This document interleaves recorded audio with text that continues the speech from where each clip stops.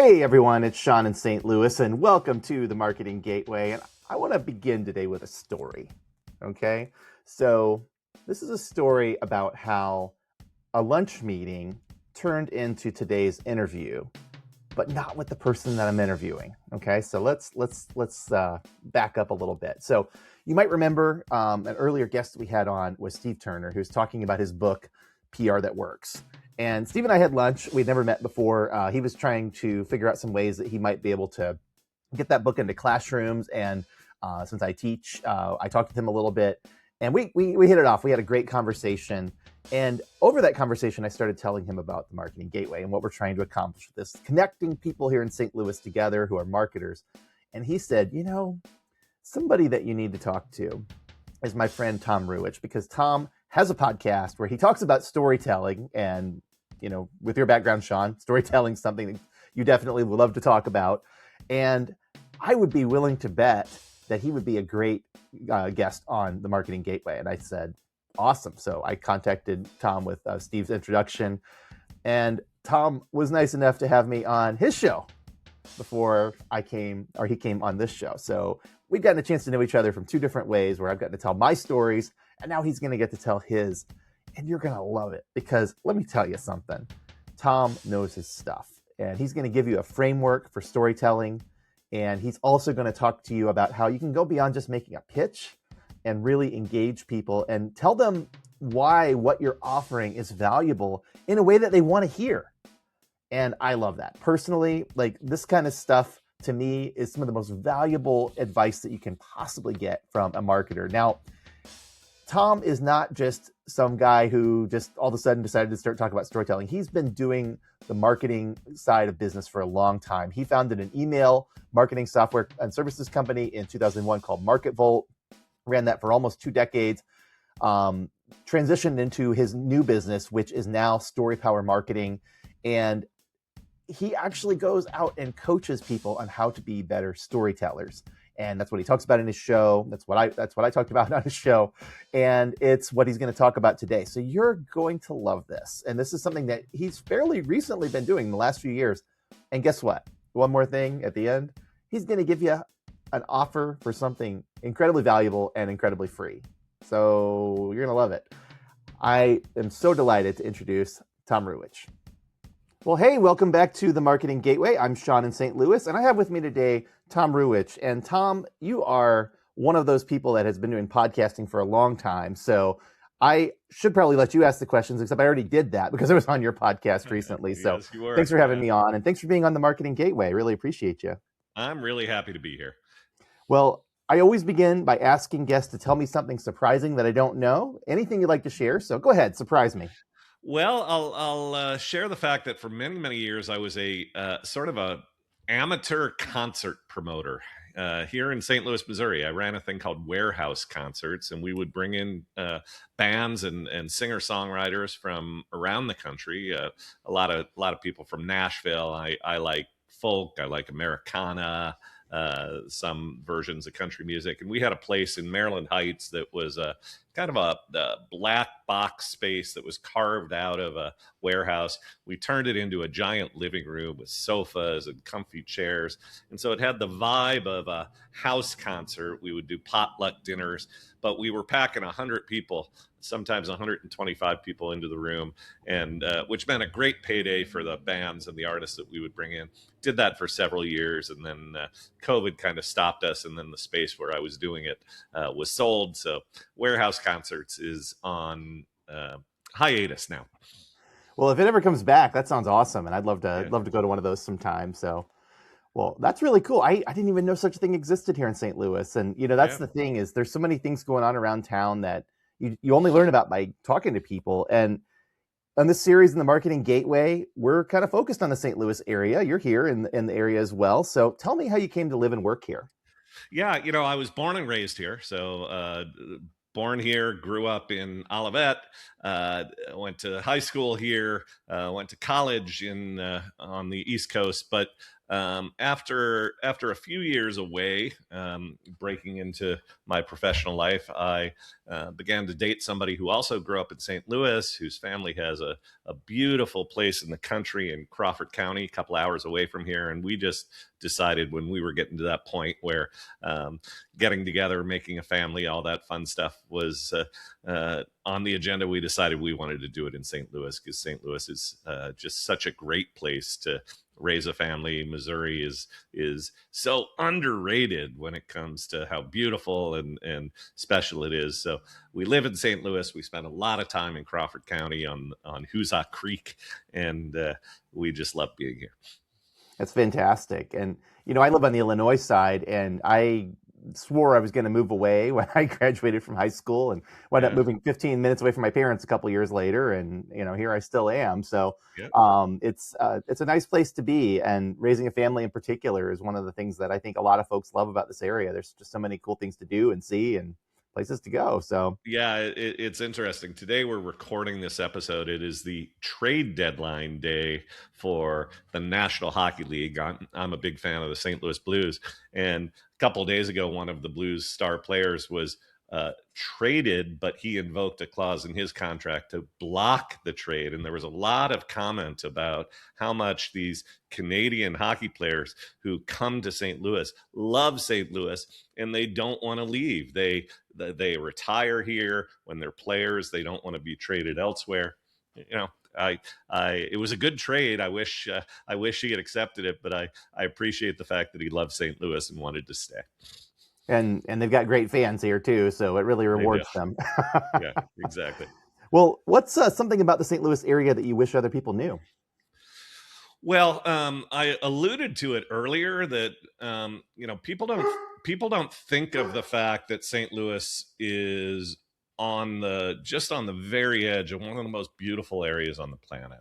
The Ozarks is just an absolute paradise if you like hiking, if you like paddling. And so St. Louis has that big city thing going on, theater, sports, so forth. But if you want to get out to the woods, a lot of people don't realize how beautiful, especially southern Missouri is, and how close we are to really some great wilderness paradise. You're not kidding. And, my son's a scout, and we go hiking and camping all the time. And southern Missouri is definitely worth the trip, although you got to watch out during tick season. You do. Yeah. We laugh that the place where we have our country place, if it was not for ticks and chiggers, it would be a very crowded and very popular tourist location. I guess that at least keeps the tourists away so you can enjoy it yourself. Indeed. Yeah. Well, fantastic. Well, one of the things that you are really well known for, and you have a podcast about it even, is power of storytelling. And this is something that you are passionate about. And one of the reasons I was so excited to have you on is because I love storytelling too. And, many business people say that they don't have an interesting story to tell. I'm skeptical personally. I think people always have a great story to tell. Sometimes you need to have a drink in your hand before you can tell it. But how do you respond when you hear that? Yeah, I hear it all the time. I'm not a storyteller. I don't have interesting stories to tell. And the reality is that we're surrounded by great stories. And one of the things that becomes a challenge for people, all this buzz around storytelling and marketing, is that a lot of people will teach and a lot of business people will think that storytelling is about talking about yourself. Tell me stories about yourself.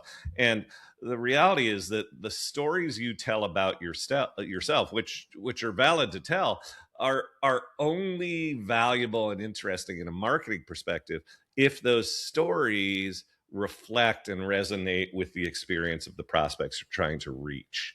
And so we teach, don't get too hung up first on, tell us your origin story, tell us that interesting thing about yourself. We say focus first on your prospects' emotional journeys. Where are your prospects? What are they feeling? What are they experiencing? Where are they stuck? What's their starting point? And then if they were to work with you, what is the aspiration you can fulfill? What's the other side? The after to their before. And by its very nature, if you have characters, a struggling business owner who has a before state, and they, through some means, achieve a more desirable after state, that is a story. That's a transformation. That's a movement from before to after. That is that is there are human characters in that story, and there are countless ways that that story could be told. It could be a story about a real prospect. It could be a story about somebody you read about, somebody who's complaining about something on a discussion forum, and then there are all sorts of ways that you can deliver stories as sort of metaphors or parables that also evoke the before to after journey that you're trying to evoke.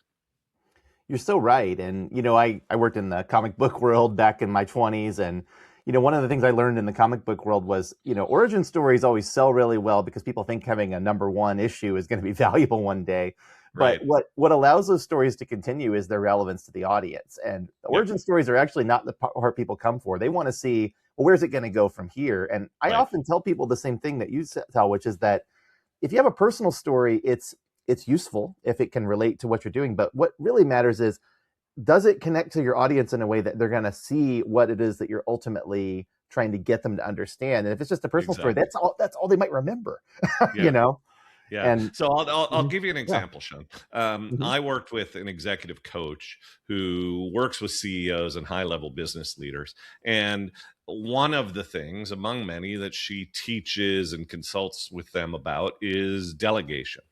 And she had fallen into what we call the information trap. If you are an expert, if you're a thought leader, if you're being hired for what you know, so many have the tendency to think that if they dish out little nuggets of what they know, that people will fall at their feet and hire them. And that's what this coach had done. She wrote a post: here are 5 tips to delegate more effectively. Tip 1, tip 2, tip 3, tip 4. Nobody read the post. Nobody clicked the link to schedule an appointment at the bottom of the post. It was boring. And the reason it was boring is that it didn't evoke that emotional journey that her prospects wish to take. We sat down with her and we said, well, why is delegation so important? What's the promise that you're really making to the executives whom you work with? And she said, well, it's really all about escaping the hamster wheel. It's about no longer having all that stress and weight on your shoulders and being able to spread the work, spend less time in the office, and all of that. Now we're getting somewhere. Now there's a before and an after. On the hamster wheel, off the hamster wheel, stressed, relieved, stuck, free. That's a transformation journey. And I said, well, can you tell me a story? It might be a story from your own life, discovering the power of delegation. It might be a story from a client. It might be a story from a movie, who knows, or a book. She said, oh, I have a great story. I have a client. She said, her eyes lit up, and she got energetic. She said, I have a business owner who never went on a vacation longer than a long weekend for 20 years of running this business. And finally, he hired me. And among the things we focused on is getting better at delegation. And after we had done that and he'd begun to delegate effectively, he was able to take a 2-week vacation. And he was nervous when he left, but when he returned, everything was going great. Morale was up. Over time, the profit and productivity in his company rose. And then he began to spend less and less time in the office, from 60 hours to 50 hours to 40 hours to less than 40 hours a week, was no longer spending Saturdays and Sundays in the office, and was taking regular 1 and 2 week vacations. I said, wow, that's a great story. That's awesome. Let's tell it. And the subject line of that story was how a stressed out owner let go and got away. Now, I love that subject line because that is an example of how you can tell a story, or at least hint at the heart of a story, in just 10 words or how many ever words that subject line is. That in it of itself is evoking a story. If I'm a stressed out owner, if I'm feeling stuck in the office, if I'm working long hours, that subject line is speaking to me. And already I'm leaning in, thinking, I'm stressed out. I'd like to get away. I'm going to read on. And then it opens with an entertaining and memorable story where she literally says what I just shared. I know a business owner who never went on vacation 20 years of owning a business. And he was worried that people would freak out if he left and that he'd get phone calls while he was on vacation and so on and so forth. But then finally, he was able to go on vacation. Before, after. What had changed? He learned to delegate. And here are 5 tips to delegate more effectively. Now, all of a sudden, that boring blah, blah, blah, here's some tips about how to delegate has become not just a boring set of tips, but actually the ticket, the answer to their question. Whoa, I want to let go and get away. How did he do it? I want to know how he did it so I can do it also. Well, the way he did it is I, the executive coach, taught him how to delegate. Here are 5 tips to delegate more effectively so you can actually take my expertise and run with it. But if you really want to dive deep and let go and get away, call me. We'll have a consultation. That is a perfect example of transforming content from information only, boring, blah, blah, blah content to story powered content that gets people to pick up the phone, call you, and ultimately hire you. It's fantastic. And I had a writing coach tell me one time that the premise behind any story is somebody wants something, how are they going to get it? And that subject line alone tells that story. And I love that because it's gripping just from the get-go. Well, it doesn't answer the story, how are they going to get it? Right. But it certainly makes clear that if you open this email and read it, you'll learn how. Totally. And that's what's going to get you to click. Yeah.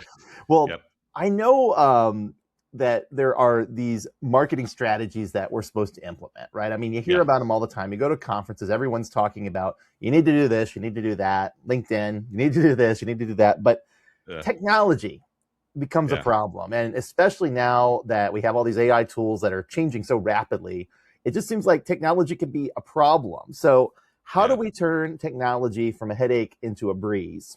Yeah.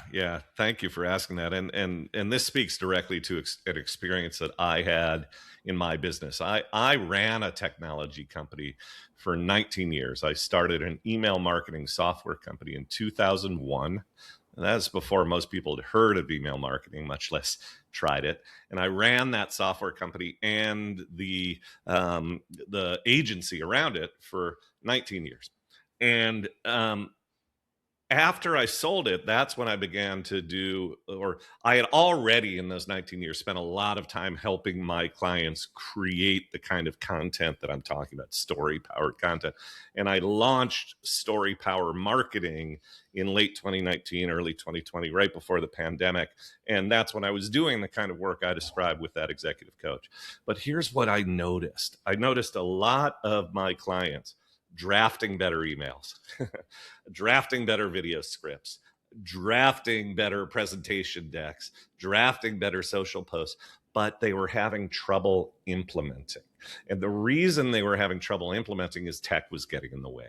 They might have MailChimp or Constant Contact or some other email system over here, and then a WordPress or a Wix or whatever, Squarespace website over here, and then Calendly for booking, and then they might know about a thing called Zapier that lets you connect all the dots and juggling bowling balls. And it just feels hard. And the promise of tech is that it's supposed to be a tailwind. It's supposed to help you move faster and more efficiently. But for so many business owners, it feels like a headwind. It feels like something they are constantly wrestling and having to figure out. So what we did for our clients is we simplified the process by bringing to them an all-in-one technology platform that does it all in one place. You don't have to have multiple subscriptions. You don't have to figure out how to connect this piece to that piece. It's all interconnected. And there are other ways to do it, but that interconnectedness of the technology platform can be a real time saver and a real burden buster. And so we brought that to our clients, and we named it Implementum. Think the word implement and momentum, just mush them together, add to the end of implement, and you've got Implementum. And that really helped our clients break free and simplify the tech journey, cure the tech headache. And all of a sudden, those things that were drafts doing them no good, we're now getting out the door, getting to the right people at the right time. Things were being automated, appointments were being booked, follow-up emails were being sent, all in a much easier way than before. I love that. And I mean, that's the dream, right? We all wish that we could get these things out of our head and to the people that will actually see them and want to call us as a result of it. And I do agree with you. And every platform you just named, and then some, I have used and I have struggled with sometimes, because in my role as a small business owner, I have to wear every hat, and I'm not an IT person. I know a lot about computers, but I'm not an IT person. I'm not a specialist in digital marketing. I'm not a specialist in content creation. I'm a researcher. That's my job. And so I still have to do all those things. Yeah, well, you don't have to do all those things. There are ways to get out from under it, but so many business owners feel like they have to do those things, and they resent it. They want to be serving clients. To the extent that they're involved in marketing and sales, and they should be, they want to be spending their time closing sales, having that conversation with the warm prospect, and turning dials and building funnels and adjusting workflows and all that kind of jazz, and then trying to connect the dots between all these applications. That's the last thing most business owners want to do. So if there are ways to simplify it, go and find them, business owners, and there are ways is the short answer. You're completely right, and we've had to find them, and I'm glad that you have them as well. And we'll definitely have, by the way, information about what Tom has to offer in the show notes, and we'll talk about that in a little bit too. But good. I have heard you say that storytelling does not have to be so complex, which I love. So what do you mean by that? I am going to answer that question, Sean, with a story. All right. All right. So I had a guy come to me several years ago, and he had read one of the big books that was out there about storytelling. There are a lot of them, Storytelling for Business. And this book that he read was all about, hey, storytelling for business is kind of like writing a screenplay. And within the screenplay, the formula is the hero's journey. And you have, the protagonist and the guide and the pivot points of conflict and resolution and discovery and the 12-step thing. This guy said my head was spinning every time I would sit down to write an email. I'm trying to, do I have step 5 in here? Do I have step 7 in here? Wait, where's the He said, Tom, I just want to write a friggin' email, and I don't want to get stuck in trying to understand some 12-step process every single time. I just want to put some content out there. And so we had already developed some frameworks that were far more simple than that. And then we really began to lead into this because we were hearing over and over and over again from our prospects and from our clients, why does this have to be so complicated? I sit in front of the screen and I feel stuck and I feel lost, and this should be fun. This should feel easy. And so I'm going to back up now and break down that email that I shared with you about the business owner. There were 4 elements to that email, and those 4 elements are what we call the plan framework. So not 12 steps, not the hero's journey, not, Freytag's pyramid, or, there are all sorts of crazy, giant, complex storytelling frameworks, which are great if you want to write a Hollywood Blockbuster, by the way. But Right. not so great if you just want to get an email out the door and build your business. What are those 4 elements? Plan. P for promise. Okay. That email evoked a promise. Stress to relief, let go, get away. Or stuck, get away. Clear, explicit promise. Okay. Second thing, if you evoke a promise that is meaningful to your prospect, they're going to lean in. They're going to be fired up. Their emotions are going to be, yeah. And they're going to be thinking, well, how do I get that? How can I let go and get away? Okay. That's where the lesson comes in. Promise, lesson. The lesson in this case is delegate. Here are 5 tips to do it. Really powerful lesson, and so different than just an email. Here are 5 steps to delegate. A lesson without a promise is just a boring lecture. And no, why are you telling me this? I don't care. I didn't wake up this morning thinking I really, really, really want to learn how to delegate. People tune out. But if you have a promise, let go, get away. Tell me how. They're leaning in. And now when you're sharing delegation tips, that's a valuable lesson that they, in effect, have emotionally asked you to share. Okay. A stands for anecdote.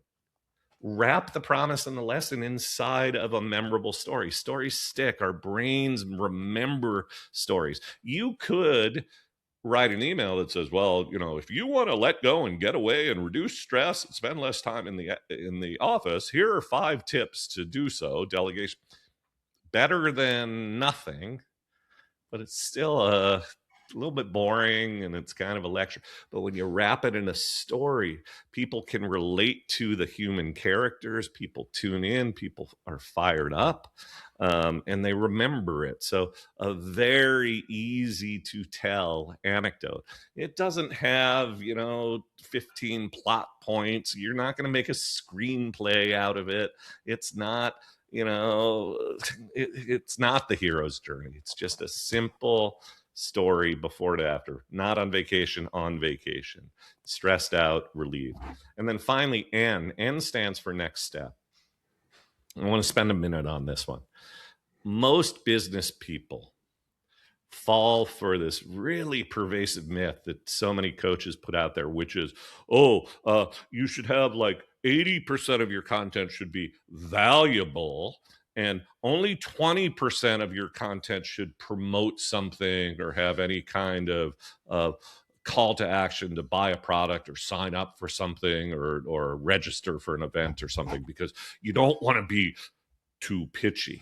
Well, if I am a business owner and I'm fired up because I want to let go and get away, I want to spend less time in the office, and you've shared with me a valuable lesson, and you've shared with me ways to achieve that promise, I'm not going to be offended if you say, and if you really want to take this to the next level, book an appointment with me, or buy my book, or sign up for my coaching program. Okay. If you don't have a next step, you're leaving opportunity on the table. And so we don't say 80% is valuable and 20% is promotion. That sets up in the reader's minds that anytime you're promoting something, sign up for my event, download my book, hire me, schedule a consultation. Anytime you're doing that, that's somehow unvaluable. That's somehow the price that your subscriber has to pay to get the valuable stuff. That is business crushing.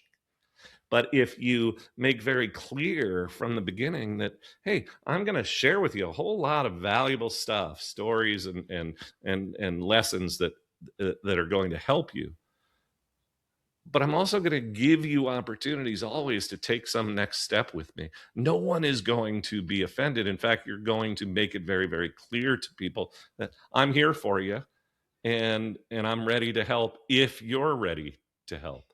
We're not just pitching until people, they're not just haphazard, in-your-face pitches. We're always packaging them as part of a promise, a lesson, an anecdote, and next step. Jay Abraham, one of the great direct response marketers on the planet, has said that if you have a product or a service that is of value to someone, and you are in conversation with that person, either in a one-to-many email marketing environment or in a one-to-one conversation, not only is it okay to say, here is the product or service, but Jay Abraham would tell you that you have a kind of a moral obligation, because if you know they could be helped by this, then to withhold it because you're afraid of being too pitchy is actually doing them a disservice. Okay. So let me recap: promise, lesson, anecdote, next step. It's a very simple framework, and every social post, every email, every video can have all four elements without you going crazy and thinking this is so darn complex. And you know, as a storyteller myself, like, structure is important. A lot of people think, oh, I don't need structure. That makes things too formulaic. And any professional, you know, screenwriter or novelist or storyteller is going to tell you, no, we use structure all the time because that's what enables us to tell the story and to know it's going to connect with the audience, right? And the plan structure is the same way. I mean, I had somebody send me an email trying to pitch me an email service or something, and they gave me a one-line pitch, and then they said, if you don't want this, please tell me to pound sand. And then that was it. And I was like, what? I did. I wrote him back and I said, this is a terrible approach. Please don't write me again. You know? But I couldn't believe that they thought that was a pitch. It didn't tell me anything about them other than the fact that they thought they were going to be told to pound sand, and they didn't tell you anything about themselves, and they didn't give you any sense of why you should be paying attention to them. That and you know, what is the promise? Back to this idea of structure, Sean. There's a great copywriter, a guy named Eugene Schwartz, made a gazillion dollars for his clients and for himself, and was one of the great copywriters of the late 20th century. And Eugene Schwartz claims, and I believe him, that he never ever suffered from writer's block. And one of the reasons that so many people do suffer from writer's block, and this is before AI, we could go down the rabbit hole of the pros and cons of using AI. And I'm a big believer that if you just lean on the easy button without understanding the frameworks that work and the ones that don't, you're setting yourself up for massive failure. AI will get you content. AI will get you content, but it won't necessarily be content that's structured properly to attract leads. So you're getting it faster, but all you're doing is failing faster. Okay, that tangent aside, writer's block. So many people suffer from writer's block because they look at the blank screen and they're waiting for the creative well to simmer, and they're waiting for the muse to strike, literally a Greek god to come down and sit on your shoulder and inspire you. And that mindset sets most people up for failure, because they begin to think, well, I'm not a creative person, I'm not a storyteller, I don't have stories, this is an art, this is magic, I don't have the magic. But the importance of frameworks and structure is that it reminds you that no, this is not a magic art. Back to Eugene Schwartz, he said, copy is not written, copy is assembled. And that's such a liberating idea for anyone who has ever felt stuck. And this is where the plan framework comes in. If you understand that, okay, I just need to think about what are the building blocks here.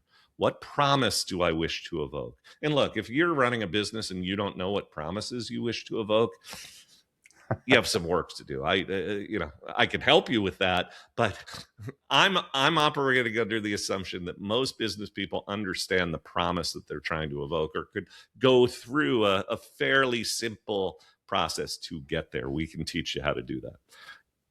What's the promise? What's a how, a lesson to help you get to the promise? find a story. And again, once you sort of have clarity on here's the promise and here's the lesson, finding the story. When I said to the executive coach, well, okay, so you help people escape the hamster wheel by teaching them to delegate. Do you have a story you could tell? And she was like, yeah, easy. I've got a great story. And she had 10 more where that came from. Stories about herself, stories about other clients.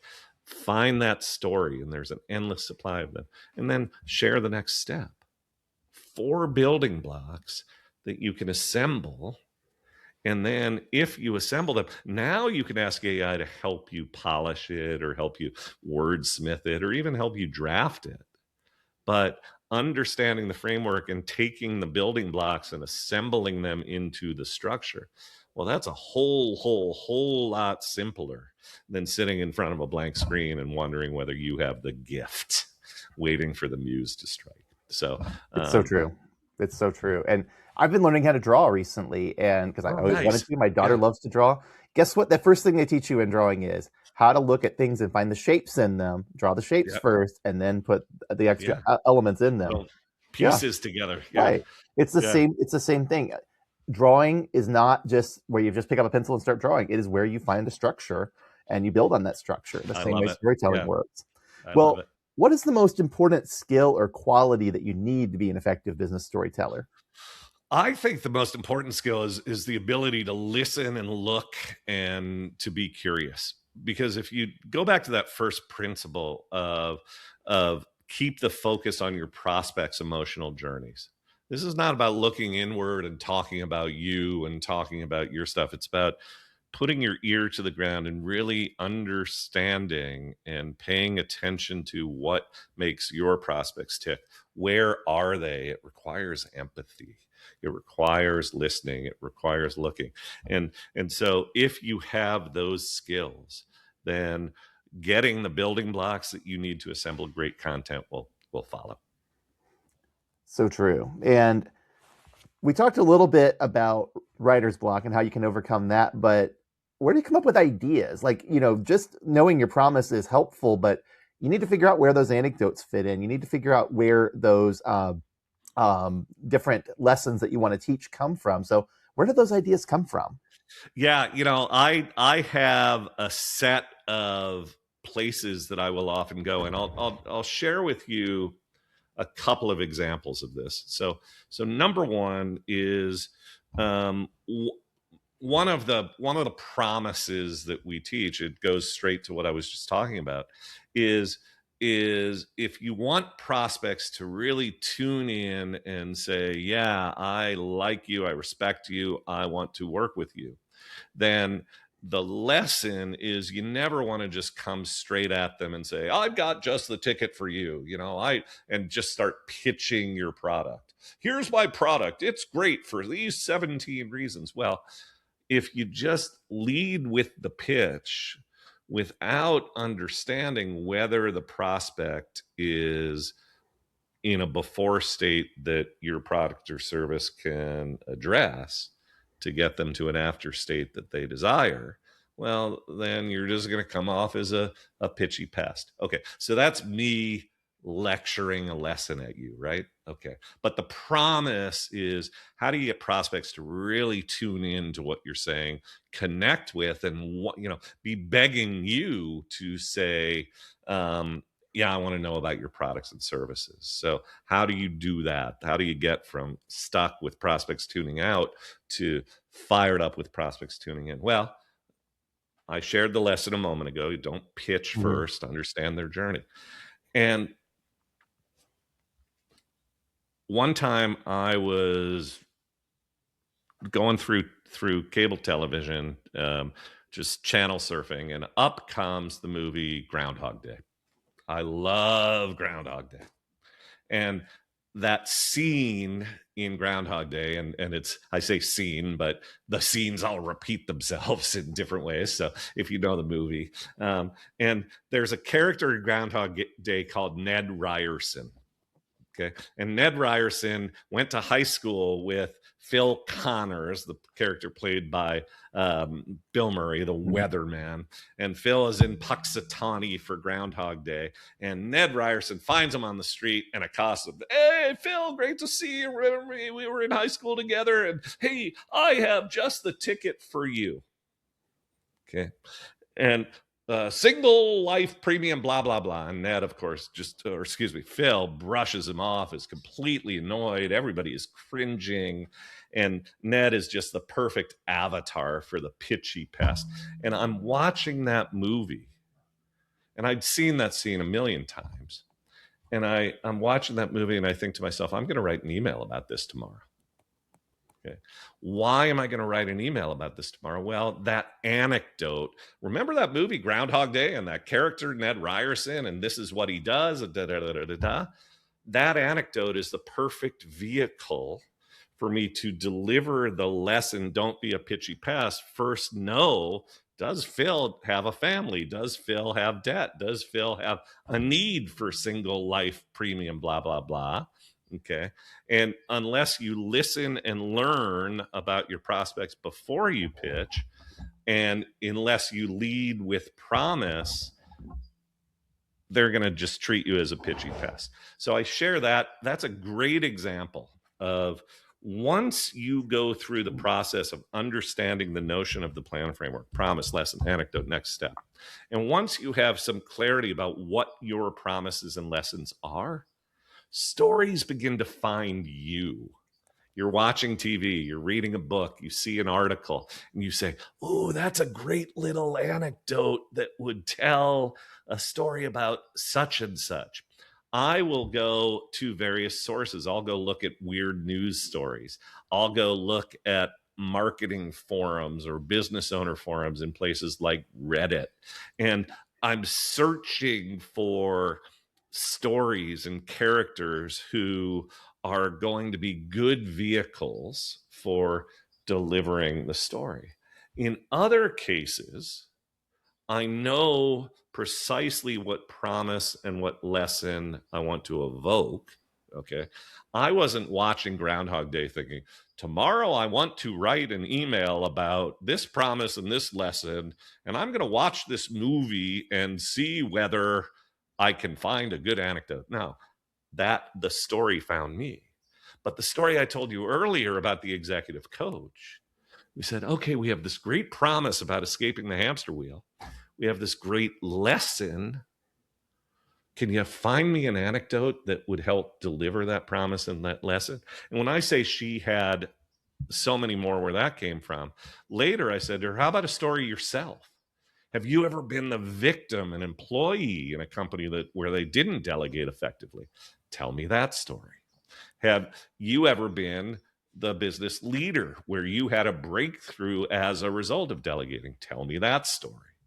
Have you ever seen a movie where delegation failures are good cautionary tales? Oh, I can tell you 3. In The Devil Wears Prada, there's this scene, So if you have clarity about your promises and your lessons, all of a sudden you're able to say, anecdotes, world events, movies, books, my own life, my clients' lives, they're all over.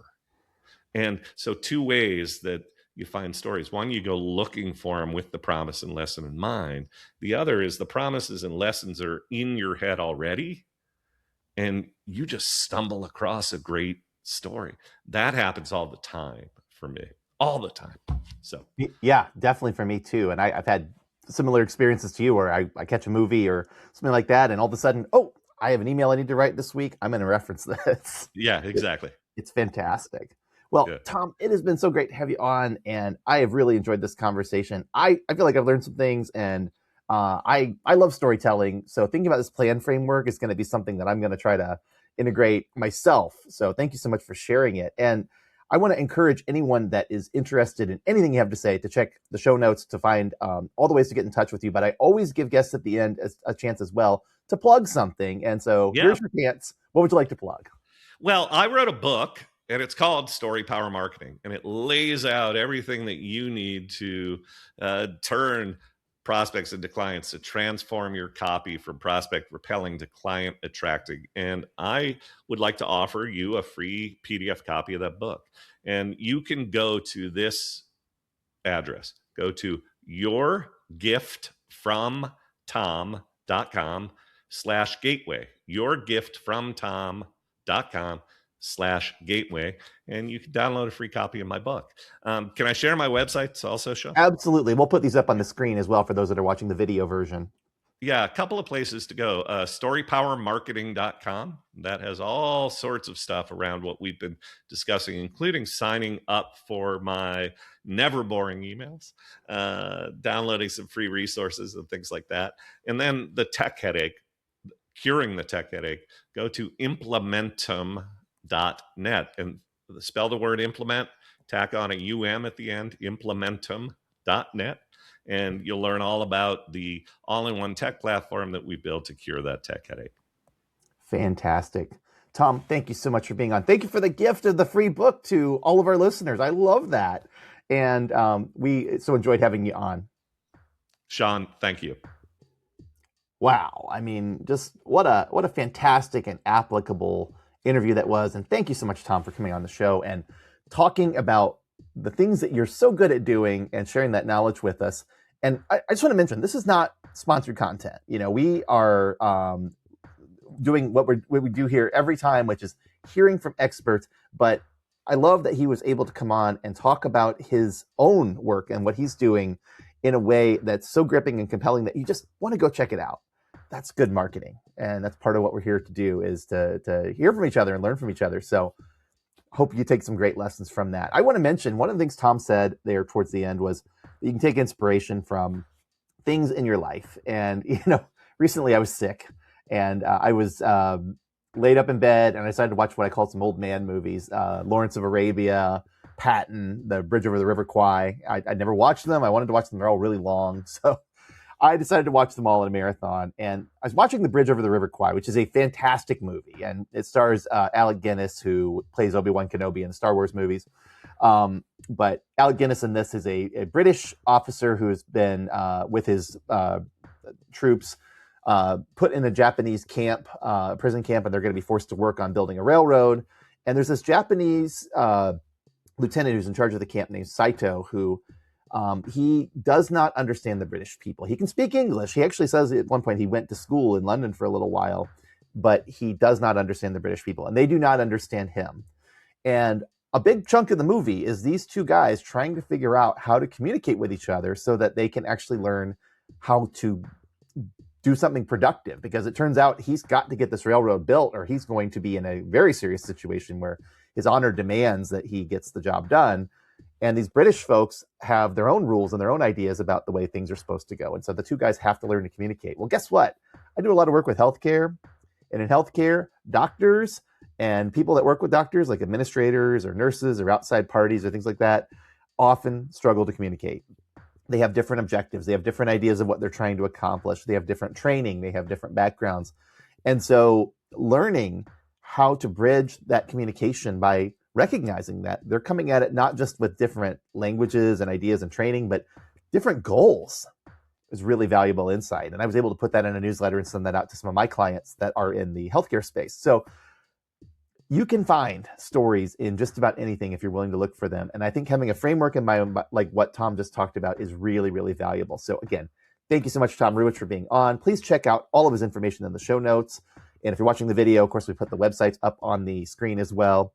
But I hope you enjoyed this interview. We'll be back for more. And as always, if you or someone you know would like to be a guest on the Marketing Gateway, please go to themarketinggateway.com and sign up to be a guest.